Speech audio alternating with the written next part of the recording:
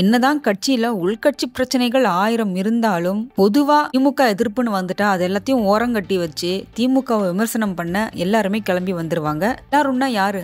அதாங்க அதிமுகவை சேர்ந்த முன்னாள் அமைச்சர்களும் நிர்வாகிகளும் தான்.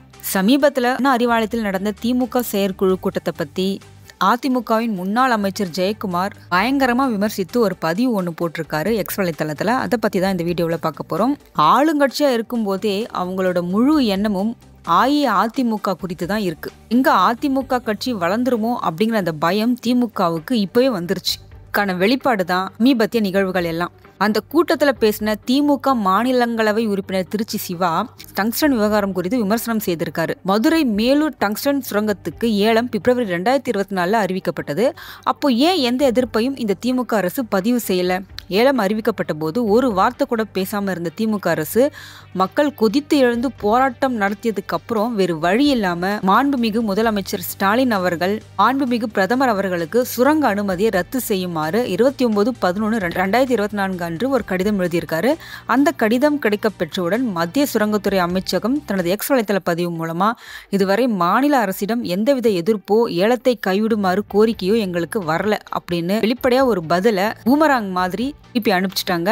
அதை பத்தி திமுக இப்ப வரைக்கும் பேசாம இருக்கிறது ஏன்?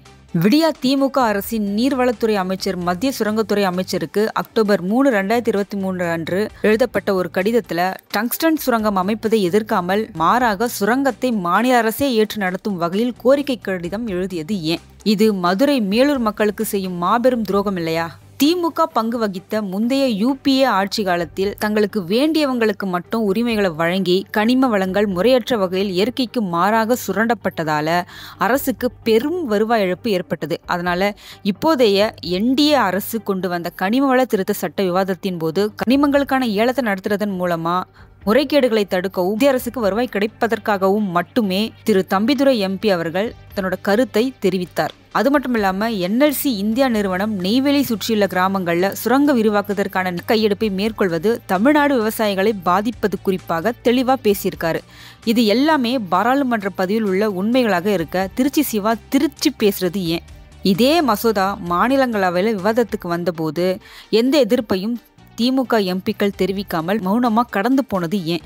திருச்சி சிவா இதுக்கான விளக்கத்தை கொடுப்பாரா? கனிம வள திருத்த சட்டம் நாடாளுமன்றத்தில் நிறைவேற்றப்பட்ட பிறகு மாண்புமிகு முதலமைச்சர் ஸ்டாலின் அவர்களும் அவருடைய அருமை மைந்தர் உதயநிதி ஸ்டாலினும் மாண்புமிகு பிரதமர் நரேந்திர மோடி அவர்களும் சந்தித்து கொண்ட போதெல்லாம் மதுரை டங்ஸ்டன் சுரங்கத்துக்கு எதிராக அவங்க பேசாதது ஏன்? இதுதான் நீங்க தமிழ்நாட்டின் உரிமைகளை காக்கிற லட்சணமா? இப்படி டங்ஸ்டன் விவகாரத்துல முழுக்க முழுக்க தமிழ்நாட்டு மக்களுக்கு, குறிப்பா மதுரை மேலூர் மக்களுக்கு எதிராக செயல்பட்ட திமுக அரசு தன்னோட சூழ்ச்சிகளை மொத்தமா மறைக்க அதிமுக மேல வீண்பழி போட்டு தப்பிக்க நினைப்பது அறிவார்ந்த தமிழ்நாட்டு மக்களிடம் ஒருபோதும் எடுப்படாது. திருச்சி சிவா அவர்களை எங்களுக்கு கணக்கு பாடம் எடுக்க வேண்டிய அவசியம் இல்லைன்னு உங்க தலைவர்கிட்ட சொல்லுங்க. 87 + 8 + 1 = 107 அப்படிங்கிற அந்த அரிய தியரி மூலம் நோபல் ஆராய்ச்சியாளர்களை திகைக்க செய்த கணக்கு மாமணி திரு ஸ்டாலின் என்பதை தமிழ்நாடு நன்கறியும். மக்கள் பிரச்சனைகள்ல கும்பகர்ண தூக்கத்தில் இருக்கும் திரு ஸ்டாலினின் திமுக அரசை மக்களின் உண்மையான விடியல் ஒளியாக குரல் ஒளியாக இருந்து ஒவ்வொரு முறையும் தட்டி எழுப்பி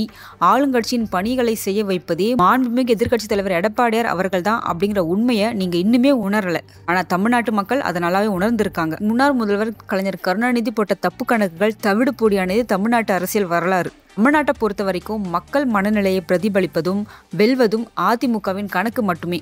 இந்த நிலையில மாண்புமிகு கழக பொதுச் செயலாளர் புரட்சி தமிழர் அண்ணன் எடப்பாடியார் போட்டு இருக்கும் ஒரே கணக்கு மக்கள் கணக்கு மட்டும்தான். மக்களின் எண்ண கணக்கை அறிந்த ஒரே இயக்கமான அனைத்திந்திய அண்ணா திராவிட முன்னேற்ற கழகம் 2026 அரியணை ஏறும் நாளில் திமுகவுக்கு இது புரியும். தூங்குபவனை எழுப்பி விடலாம், ஆனா கும்பகர்ணன் போல தூங்குபவனை எப்படி எழுப்புவது அப்படின்னு அமைச்சர் ஜெயக்குமார் ஒரு காட்டமான பதிவை எக்ஸ் வலைத்தளத்துல பதிவு செய்திருக்காரு.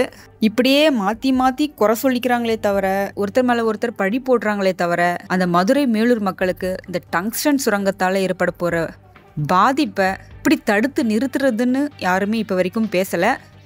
பார்க்கலாம் கடைசியில் இந்த தப்புக்கு யார் தான் பொறுப்பாக போறாங்க அப்படின்னு.